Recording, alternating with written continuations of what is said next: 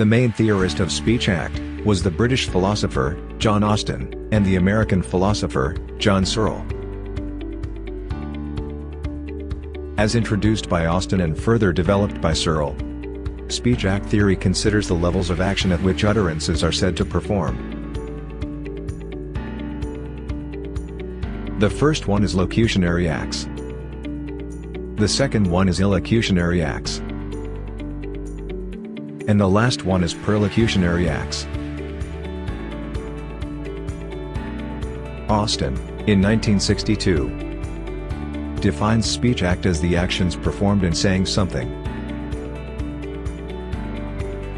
Moreover, he classified the speech acts into 5 categories, namely, verdictives, exercitives, commissatives, expositives, and behabitives. Searle in 1976 developed Austin's classification of speech acts. This classification of speech acts proposed by Searle, 1976, includes a. Representatives. This category of speech acts represents an assertion carrying true or false values of states or events in the world. For example, statements, assertions, and conclusions. B. Declarations. This category are those kinds of speech act which perform declarative statements. C. Directives.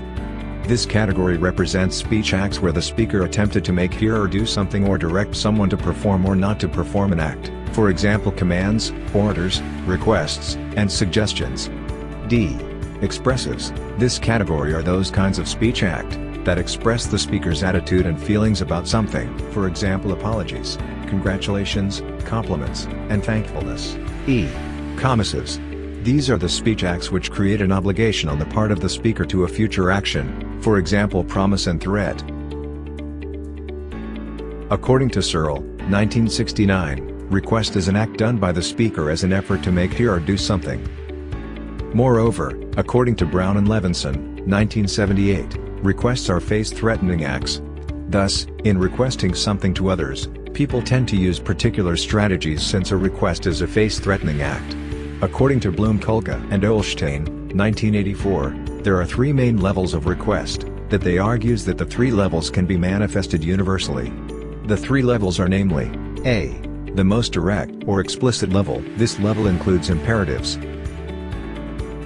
B. the conventionally indirect level, which includes could and would in the request. C. non-conventionally indirect level. At this level the request will be made in the form of hints.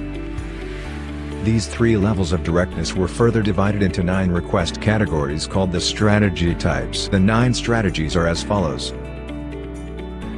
A. Explicit levels. 1. Mood derivable, utterances in which the illocutionary force signals by the grammatical mood of the verb. 2. Performatives, the illocutionary force is explicitly named by the speaker. 3. Hedged performatives, the naming of the illocutionary force is modified by hedging expression. 4. Obligation statements, utterances which state the obligation for the hearer to carry out the act. 5. Want statements, utterances that state the speaker's desire. B. Conventional indirect. 6. Suggestory formulae, the utterance contains the suggestion for the hearer to do X. 7. Query preparatory, utterance contains the preparatory conditions, willingness, ability, or possibility of the act being performed, as conventionalized in any specific language. C. Non-conventional indirect. 8. Strong hints, utterances containing the partial reference to object or element needed for the implementation of the act. Mild hints, utterances that make no reference to the request proper, or any of its elements, but are interpretable as requests by context. Brown and Levinson, 1978, argues that social variables, such as power, social distance and absolute ranking of impositions are crucial in the realization of speech act.